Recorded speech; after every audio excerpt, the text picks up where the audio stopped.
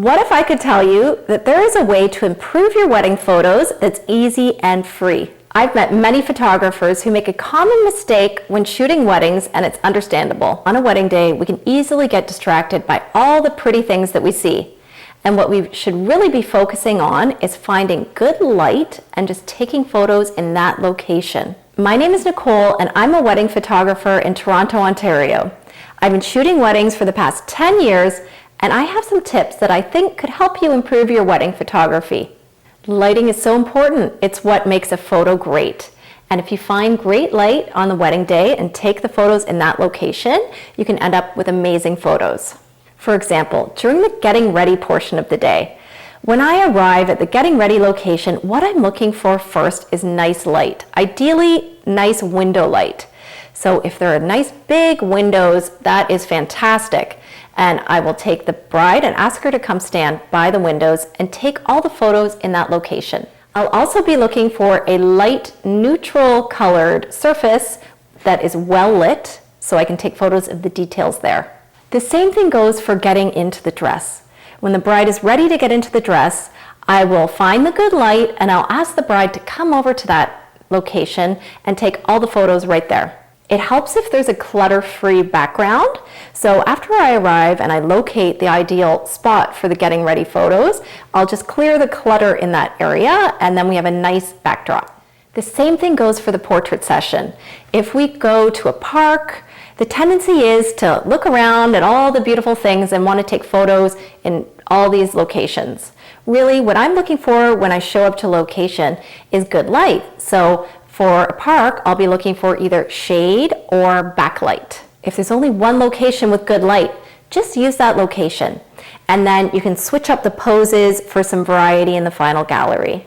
The same principle applies to decor shots. So when I show up to a reception for a wedding, what I am looking for is the best light possible. So if in the reception room there is a big area of windows, I will go to that area, try to find a table that's lit by that window and take photos of that well-lit table. I'll also make sure to take photos of all the details on the table that is the best lit. So all the detail shots will have nice lighting. If when you're taking photos at a wedding you realize the lighting isn't great, all you need to do is stop, gather your thoughts, find a location with better lighting, and move the people to that location.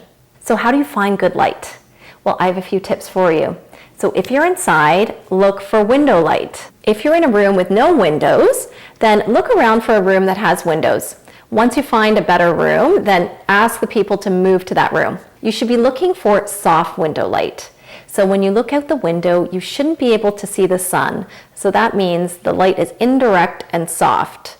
If you can only find a window with hard light and there are shears on the window, you can close the shears to soften the light. Another important tip. When you are inside, make sure to turn off the overhead lights.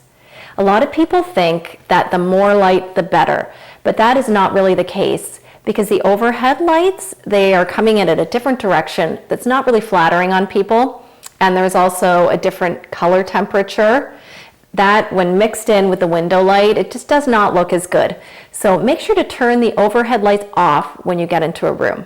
When I'm outside, what I'm looking for is open shade. Open shade is when the direct light is blocked, but there's still a light source nearby. Some examples where you can find open shade would be underneath a tree or beside a building in the shade of a building or even on a porch. If I can't find open shade outside, I'll often use backlight. So in that situation, I would turn the subject away from the light so that the sun would be behind them.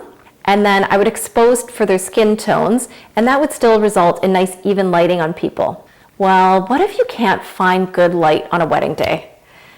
Well, this does often happen because people aren't always hanging out in beautifully lit situations. So often in the reception, you'll see that it's quite dim, or you could be stuck in a getting ready room in a dark hotel room. My rule of thumb is to find good natural light first.